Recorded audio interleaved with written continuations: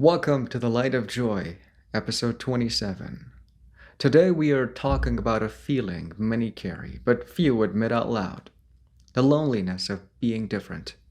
If you've ever been called too sensitive, too intense, too deep, or too much, if you've ever felt like you're speaking a language no one else understands, this episode is for you. From an early age, many of us were labeled not by who we are, but by how we made others uncomfortable. Why are you so quiet? Why do you think so much? Why can't you just go with the flow? And so the message becomes: your depth is a problem. Your mind is a disruption. Your sensitivity is weakness. But the truth?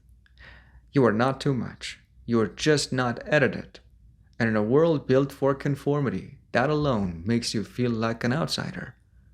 What happens next is this: you begin to shrink. You monitor yourself. You fake small talk when you're craving soul talk.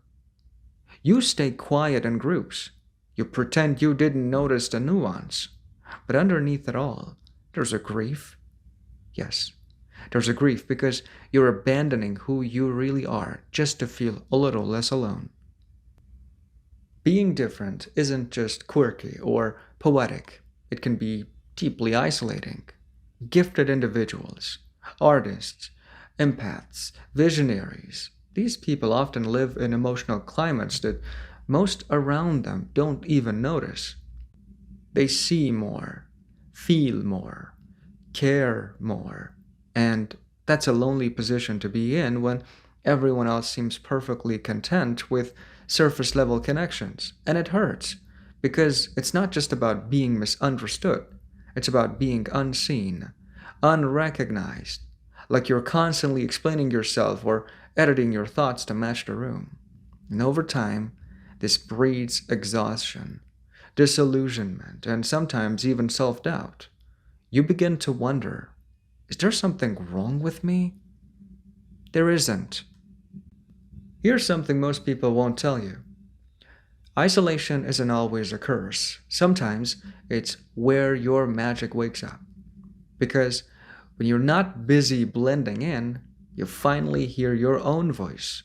When you're no longer seeking permission, your creativity has space to breathe.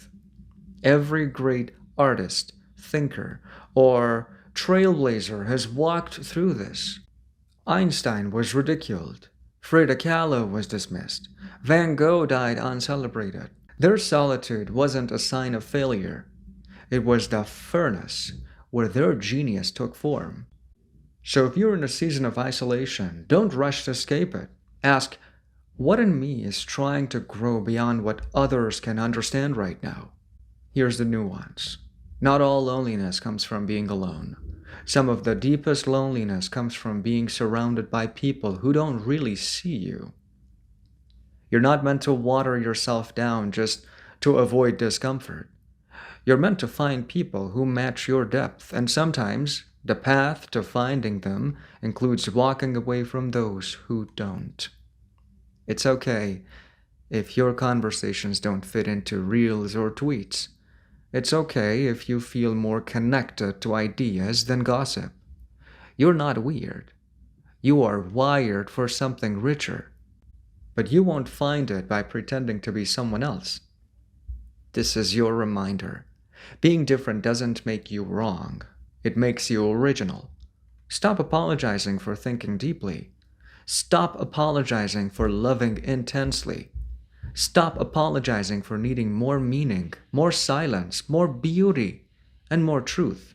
Because the people who matter won't be threatened by your intensity. They'll recognize it. They'll rise to meet it. Until then, walk alone if you must, but walk in truth. You are not too much. You are just not afraid to feel the world fully.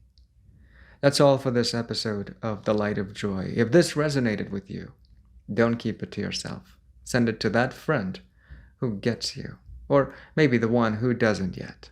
And if you've ever felt alone for being different, this is your reminder. You're not alone. You are rare.